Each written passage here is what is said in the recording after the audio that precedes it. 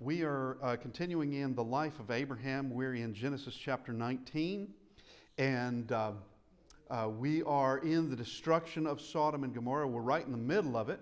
As we saw last week in our reading, Lot and his family, a portion of it, not his whole family, Lot and his wife and his two daughters, they are literally dragged out of Sodom. I use the word dragged, perhaps that is a strong word, but they were delaying so long that the angels that were sent there took them by the hand and took them out of the city. Time was running out and the city was going to be destroyed. And this was the only way of hurrying them up. They had been warned. Lot had been given time enough to go talk to his sons-in-law to try to get them and his daughters out of the city. But that was unsuccessful. They thought that he was just joking. It just seemed like to them a very, very strange thing to be saying. So it was ignored, and they died. Those sons-in-laws and those other daughters, they would have died in Sodom. There's no saving them. But the angels take Lot and his wife and his two younger daughters out of the city. And they are told, verse 17, so Genesis 19, verse 17, so it came to pass when they had brought them outside that he said, escape for your life. Do not look behind you, nor stay anywhere in the plain. All right, so there is a command. For the sake of your life, do not look back. That's to be remembered. Do not look back and don't stay anywhere in the plain. Now, what that means, don't stay anywhere in the plain, would mean that this is not going to be what we might call a surgical strike, but it's going to be this enormous area that is not just limited to the insides of the walls of the cities, but it's going to encompass that whole area, is going to be destroyed, everything in it. And as we can see from the photos that we had last week, there was wide destruction. There's an awful lot that was burned from this raining down of fire and brimstone from heaven. But it says, don't look behind you. Now that's going to be very, very important come verse 26, because Lot's wife is going to forget that, evidently. She's going to forget it or just ignore it, but I think she just forgot it. But they're told, don't look behind you. Escape for your life. Do not look behind you, nor stay anywhere in the plain. Escape to the mountains, lest you be destroyed. So go to the mountains. You get to the mountains, you're going to be out of the circumference of this destruction. You get into the mountains, and you're going to be in safety. Now Lot is going to plead not to go to the mountains because he fears for his life. When we're dealing with humanity, now this is ancient humanity, but when we're dealing with humanity, humanity can be very evil. That's why Sodom and Gomorrah, Admah and Zeboam are all being destroyed by God. But thieves have always been around. I say always. I don't know exactly when the first highway robber ever appeared, but in the ancient world, they were there. You didn't really want to travel for long distances without having a large company of people. Now, he doesn't want to go into the mountains because he's afraid who might be up in the mountains. As there's wild people, wicked people, brigands, who knows what's up there. He doesn't want to go there. And so he begs for Zoar to be spared, to go there. Because he's been living in a city. Now, he hasn't always lived in a city. He would have been in Ur a number of years earlier. But since that point until getting to Sodom, he had been traveling with his uncle Abraham, and now he's been in Sodom for a bit, and so he wants to go to a place of what he would consider to be a place of safety, and Zoar. Now here is the thing: one is that Zoar is spared because of him. The people there they would have no idea of this, but they could very well be thankful that he pleaded for them, because they were going to be destroyed. There is the power of the righteous right there, that he pleads for this city. Verse 20. Well, let's go to verse 18. Then Lot said to them, "Please know, my lords, indeed now your servant has found favor in your sight, and you have increased your mercy, which you have shown me by saving my life. But I cannot escape to the mountains, lest some evil overtake me and I die. See now, this city is near enough to flee to, and it is a little one. Please let me escape there. Is it not a little one? And my soul shall live." And he said to him, "See, I have favored you concerning this thing also, in that I will not overthrow this city for which you have spoken." Hurry, escape there. Okay, go there. And it is Zoar. We find out where it is in verse 22. The name of the city was Zoar. Zoar was to be destroyed, but it's not. Now here is the thing. Lot thinks he's going to be safer in Zoar than the mountains. But why was God going to destroy Zoar? Because it was a place of safety? No, because it is one of these wicked cities. It's smaller than Sodom, obviously, because he's saying it's just a small one. This is a small place. But Lot is going to have to leave Zoar and go to the mountains. He and his daughters are going to be living in a cave, precisely where he didn't want to go, because Zoar was not the place to be. Zoar, as it turns out, they're not so good. But we're getting ahead of ourselves. All right. Verse 23, the sun had risen upon the earth when Lot entered Zoar.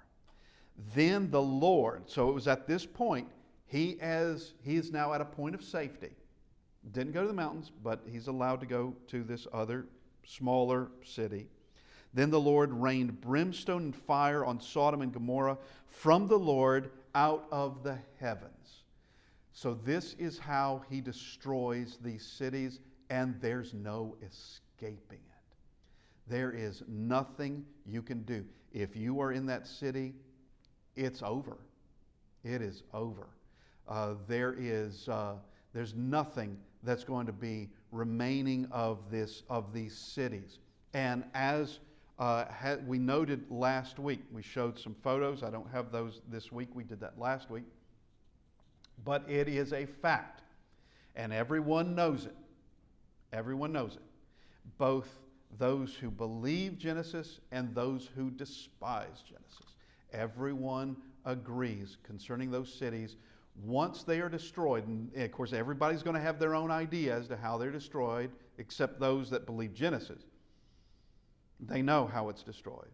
But once those cities are destroyed, for some reason, no one ever inhabited those places again to this day. No one inhabited those places. Once they are gone, and of course, you would have someone like Abraham. Of course, Abraham knows why they're being destroyed, but Abraham can see this from afar off. Well, if he can see it from afar off, so can others see it afar off. And if they see this and they think in their mind, isn't that the direction of Sodom and those other cities? Isn't that? And once they hear the story, once they hear what happens, you're not going to step foot around that place again. It will be frightening, and that's what it's intended to be. It's intended to make an example And they're going to be shown as an example again and again of disobedience and the judgment of God.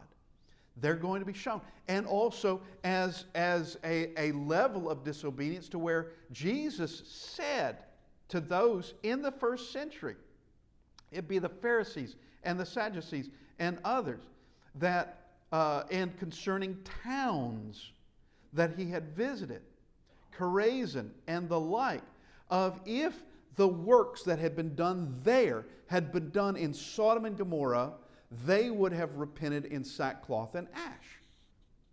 They would have repented if they saw this. So as horrible as those people are, let's put a little perspective. This place is worse in their disbelief. Maybe they're not as violent. Maybe they're not as severely ungodly. But still a hard heart that just will not turn. And that would be the individual deciding not to turn. It's not set in any way outside of the individual. It's not set that the individual has no ability to turn. It's that, they just won't do it. They just won't do it because they have a hard heart. Now, Sodom and Gomorrah is going to be used time and time again to show the wrath of God at various times. Just like with the flood occurred in Genesis chapter 6 and 7. That's going to be used as well. But we have here the destruction of Sodom and Gomorrah. Verse 25. So he overthrew those cities, all the plain, all the inhabitants of the cities, and what grew on the ground. So this is wide. This is a wide area. It's not, as we said, not limited to just the downtown area. It's the entire area. And as what archaeologists have found, there were those that said that, this is some enemy that came in and burned these cities to the ground. Some enemy. But that enemy was extremely powerful because the enemy didn't just limit its destruction to the town. It went to places that would make no sense at all for, if you want to take vengeance on a city or try to take the city, such as the graveyard or the cemetery. Why would you burn it? Why would you do that? Why would this be over a wide area and not just the city itself? And the fact remains that no one in the ancient world could have done this. Nobody. And nobody living today could do it. Now, we do have weapons of mass destruction that could do similar things, but raining fire and brimstone from heaven we can't do.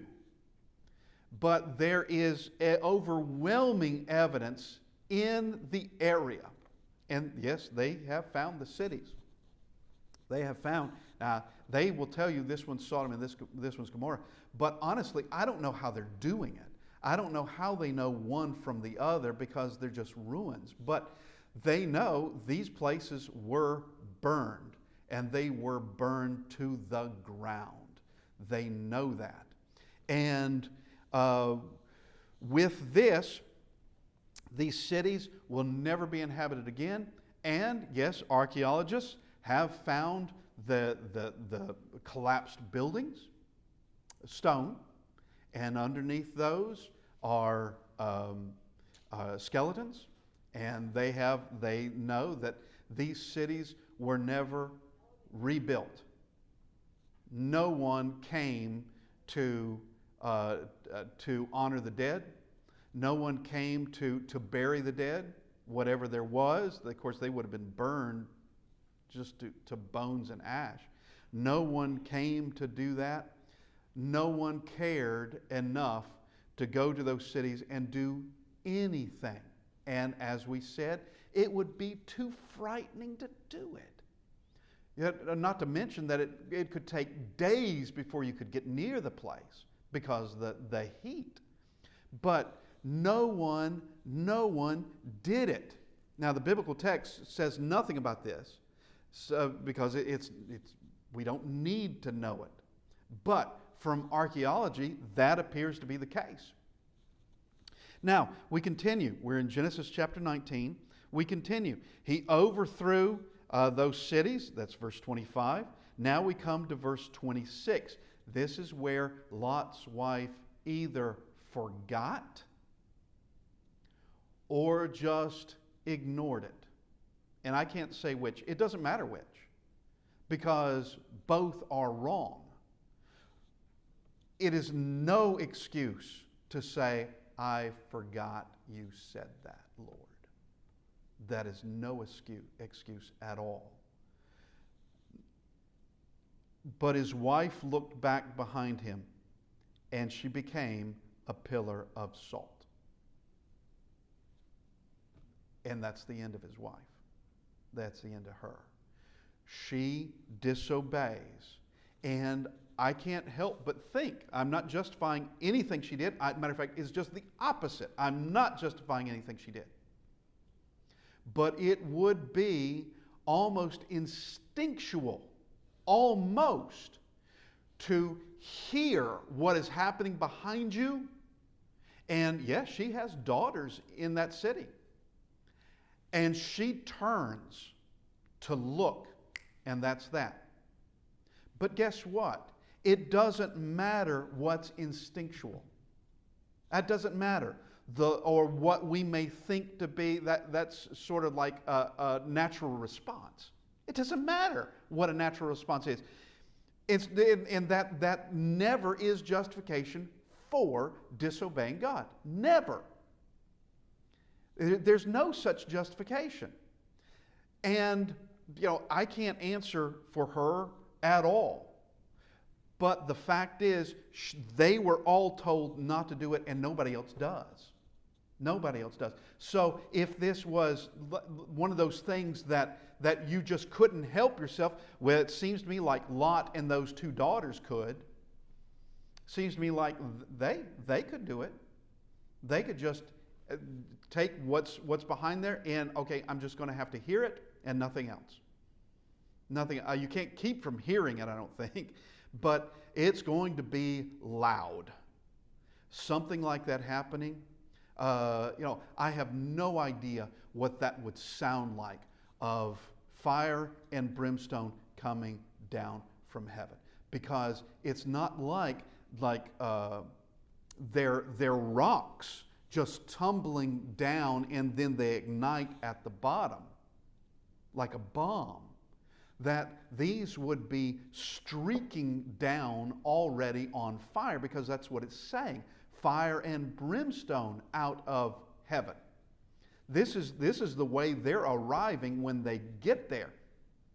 And there's no defense against this whatsoever, and there's no excuse for Lot's wife. And of course, we have that admonition, remember Lot's wife. She either ignored a detail or she just forgot, but neither one are good. Neither one justify what she did. Neither one. And as I said, Lot didn't turn back. Those daughters, they didn't look back either. They didn't look back. Now we see Abraham. We cut from them now to Abraham. And Abraham went early in the morning to the place where he had stood before the Lord. Now we know this is early in the morning because it already said that the sun had risen upon the earth when Lot entered Zoar. Then the Lord rained brimstone and fire on Sodom and Gomorrah from the Lord out of the heavens. All right, we know that it's early in the morning. We know that it's sometime around sunrise. We know that. It's sometime, he's out early in the morning, the place where he had stood before the Lord. Verse 28, then he looked toward Sodom and Gomorrah and toward all the land of the plain, and he saw, and behold, the smoke of the land which went up like the smoke of a furnace. That would be scary. That would be scary. And Abraham would be one person, of course Sarah would be another one. They would be one person that would know that's exactly what God said he was going to do. He was just told the day before that was going to happen. He was just told. And now the next morning he's seeing, yeah, there it is. There it is. God did exactly what he said he was going to do. And it would be horrifying. There would be the fear of the Lord right there. And as we discussed last week, I've never been there. I've never been to Israel. I've never been to that region at all. But to walk in that area knowing what happened would be scary. To know this is what God did to a people. This is what God, because they forfeited their right. And when God said he had heard the cry of the wickedness and he was going to go, and actually he's going to put them to the test, and they failed the test. They failed horribly. He's going to send 2 angels there, and they are going to discover just what are these people willing to do. And they find out. Okay. And now it's time. It's now a definite. And the clock is ticking, and you got to get out of there. You got to get out of there. That was toward evening when they entered, and come the next morning, it's destroyed. And that's after Lot and his family are out of there. That's when they are safe and out of danger. And once again, there is power. There is the power of the righteous. It is there. God has already told Abraham he wouldn't destroy Sodom if there were 10 righteous there.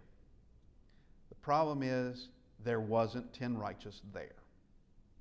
And the righteous that were there, he had to drag them out before he destroyed that city. And I don't think that Abraham had any total concern for Sodom so much as for his nephew and his nephew's family, who he would have regarded as righteous.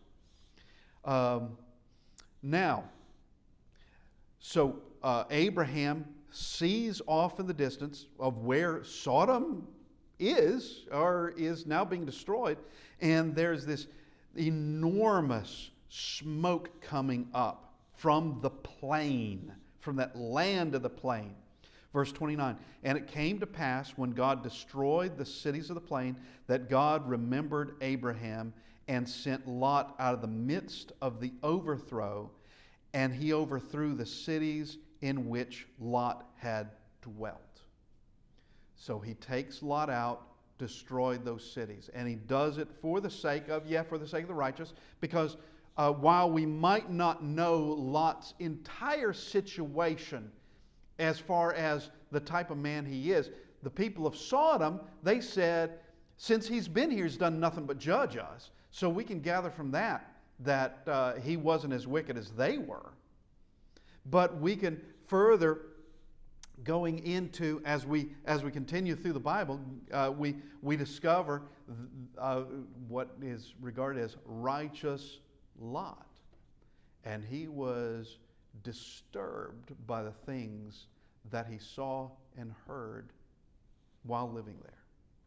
It was things that just disturbed him, things that would have just been heartbreaking, things that just would have been tragic, of the atrocities and the things that occurred in that city.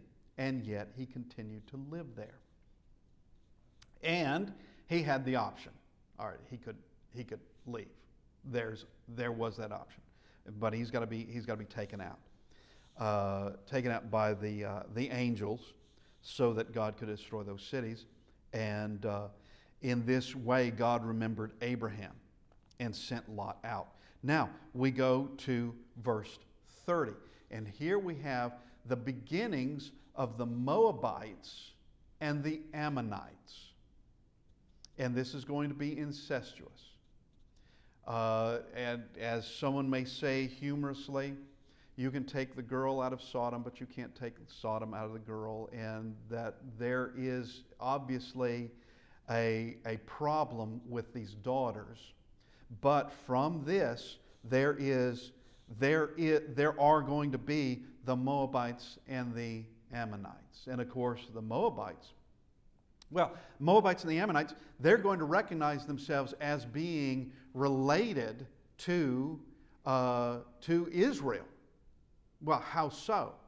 Because they would know, we're all related through Abraham, though they wouldn't have Abraham as a father, they would have Abraham as like a distant uncle. But they would recognize, that they're coming from Terah, is where they would be coming from, and Lot and Lot's daughters. And Lot had nothing to, he was drunk. He was drunk, and it was all plotting by his daughters. Then Lot went up out of Zoar and dwelt in the mountains, and his 2 daughters were with him, for he was afraid to dwell in Zoar. So God got it right to begin with. Destroy Zoar, flee to the mountains. God got it right to begin with, that you're safer in the mountains than you are in Zoar, and we have to ask the question and bring it up again. Why do you think God wanted to destroy Zoar? Well, he was wanting to destroy it for a reason, and you just discovered why. And one would think that something like this happening might have settled things down in Zoar, and things be very, very quiet there for a bit, and perhaps they were. But Lot did not feel safe there. He did not feel safe. And so he goes to the mountains anyway, precisely where he was told to go. And he and his 2 daughters dwelt in a cave. So they leave the city, as small as it may have been, and they go and they find a cave in the mountains. So we come to this point of desperation. It's from a very limited perspective. It is from the idea that they have no hope whatsoever, that for some reason there are no more men on the earth. I don't know what this is all about. They're now living in a cave. Okay, this may be a temporary thing.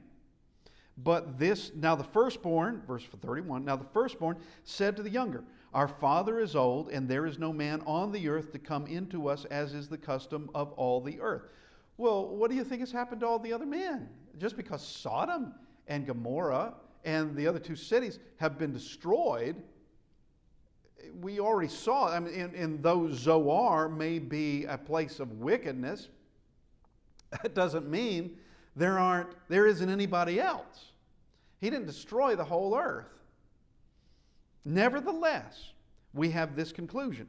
Because of this, which isn't true to begin with, because of this, verse 32, come, let us make our father drink wine, and we will lie with him, that we may preserve the lineage of our father. All right, Lot has nothing to do with this. He is a victim in this, and doesn't even know what has occurred, because they're going to make him blind and drunk, is what they're going to do. And this is their scheming. This is what they decide. Now, as we have said, the biblical text will show people with flaws and all. And there's only one person that was flawless. And that was Jesus of Nazareth, because he's the Son of God. All right, we've already discussed that Abraham, lied in Egypt. He's going to lie again. It's going to be the same lie. That justifies nothing. It doesn't justify lying. It doesn't justify anything. Just because and evidently he didn't learn his lesson in Egypt. And he and Sarah are still doing this lie. We'll get there in just a second. But I just want, well, eventually. It's in the next chapter. But with all of these things that have been occurring, they still have not learned their lesson. You can't do that. You can't just lie about the fact that, or obscure the fact, hide the fact, she's your wife. You can't do that. And they're going to do it again. But, and they're going to be rebuked again. Pharaoh had rebuked Abram soundly and then sent him off. He's so angry. But now, we continue with this, and this is just discussion, that those who are in the Bible are not presented like they're made out of marble or they're made out of sunshine and they had no flaws at all. They are never presented like that. Just read the book of Jonah and you're going to see a man who had a lot of flaws, and he is a prophet of God. He had a lot of flaws. And you can see someone like Elijah who had his flaws.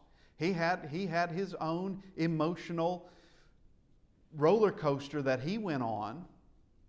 And we can look at others that they had their own problems and problems with themselves. Now, here is this firstborn that comes up with this idea. All right, we'll preserve the lineage of our father.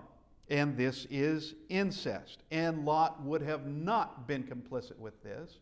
If they had told him of the idea, he would have obviously said, no, we're going to find you husbands. And I guess sooner rather than later. But obviously, they thought that because they've got to get him drunk. Verse 33. So they made their father drink wine that night. And the firstborn went in and lay with her father, and he did not know when she laid down, nor when she arose. He knows nothing. It happened on the next day that the firstborn said to the younger, indeed, I lay with my father last night. Let us make him drink wine tonight also, and you go in and lie with him, that we may preserve the lineage of our father. Then they made their father drink wine that night also, and the younger arose and lay with him, and he did not know when she lay down or when she arose. Knows nothing about this. Now, why is this presented to us? Reason number one are the people the nations that are going to arrive from this lineage. And they're not wicked nations per se. They're not incestuous nations per se. We do have a Moabitess who is going to be in the lineage of Christ. That's going to come centuries down the line. But she is of Moab. And that's going to be during the time of the Judges. Not in the book of Judges, but during that time of the Judges, when that is going to occur. This is showing us where the Moabites and the Ammonites, well, their lineage, where they're from. And also, in my mind, also that these girls have been corrupted by the culture that they were in. They've been corrupted. That you have a culture that is so polluted and so perverted, it's going to be an issue. All right? Let's just imagine it this way, just to make an illustration of this. I've never gone into a coal mine, but I think the following would be true. If any of us went in, just took a tour of a coal mine and wore a white suit, when we come out alive, but I don't think the suit will come out clean. that the things in the mind are going to rub off, or they're going to land on that suit, and the rest of you that's exposed. It's going to do that. The moral pollutions of a culture are going to be, you can think of it as they're going to be inhaled. Because you can't get away from it except just leave. You cannot get away from it. The only thing you can do is fight it. If you can't fight it on the outside, you've got to fight it on the inside. You've got to fight it. And be determined, I am not going to be like this. But it's going to have its effect. And it's going to have an effect on kids growing up in that, as we can see in these two daughters of Lot. And what they do is never justified. Just because you have the Moabites and the Ammonites does not mean, oh yeah, well they were justified in what they did. No, they're not. No, they're not whatsoever. And, there would have to come a day when they had to explain to their father why they're pregnant. All right, that's going to be a tough day. There would have to be that day when, okay, what's going on here? That they're going to have to reveal this to him. Now, verse 36, thus both the daughters of Lot were with child by their father. The firstborn bore a son and called his name Moab. He is the father of the Moabites to this day. So when Moses writes Genesis, you have things like this little side things of to this day. Now, it's obviously when Moab is born, he's not exactly the father of anybody. So when he's born here in Genesis chapter 19, he's not the father of anybody. But when we have Moses writing this hundreds of years later, you have the Moabite nation. This is where the Moabites came from. This is their parentage. And it's not saying anything bad about them. They can't help that. You can't help who your parents were or what they may have done. You can't help that. But it is to explain how you, in fact, or I should say Moses would be telling that Israel is related to the Moabites by, they would be like cousins is what they would be. So we have the first one is the father of the Moabites, verse 38. And the younger, she also bore a son and called his name Ben-Ami. He is the father of the people of Ammon to this day. So here we have the Moabites and the Ammonites. And this is the beginnings of it. And this is these daughters of Lot. And now we break from this to verse 20, and we go back to Abraham. And Abraham is going to Gerar, and Abraham is going to continue in this same mistake, this same deception that he's done before. And he causes problems. They cause problems when they do this. They cause problems for the people around them because they do this. And there is a very valuable lesson in this. Extremely valuable lesson.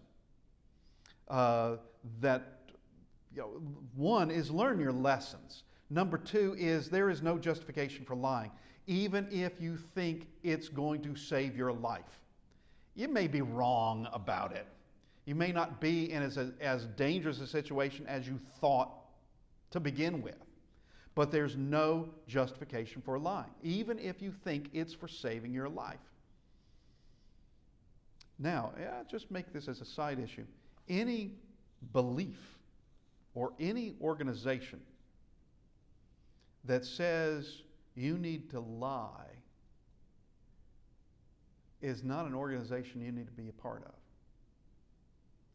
Any organization that has to lie to justify something is one calling on their members, calling on their advocates, whoever, to lie for them.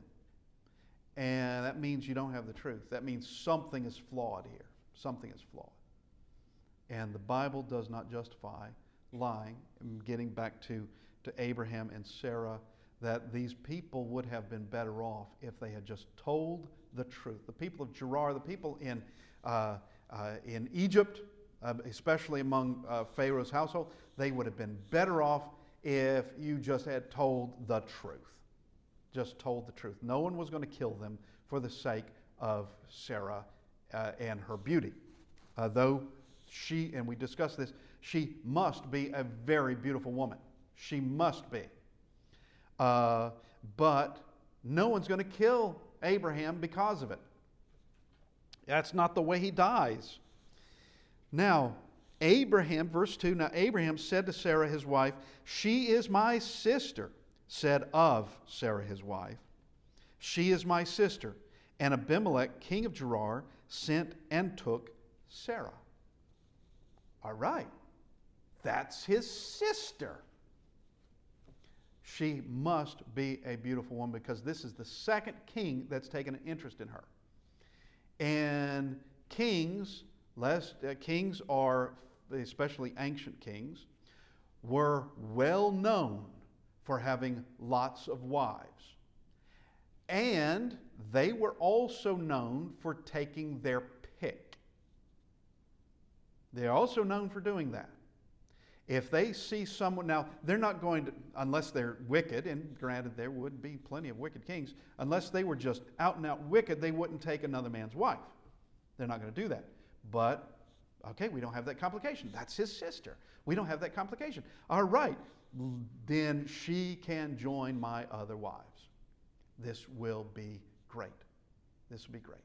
It may not be so political as in the ancient world. Yeah, a lot of wives. A lot of daughters were sent back and forth from kings and sons in these to make alliances and to make treaties. And you'd be less likely to attack another king if you knew your daughter is over there somewhere. You're less likely to do it. Nevertheless, we have this Abimelech. He went and took Sarah.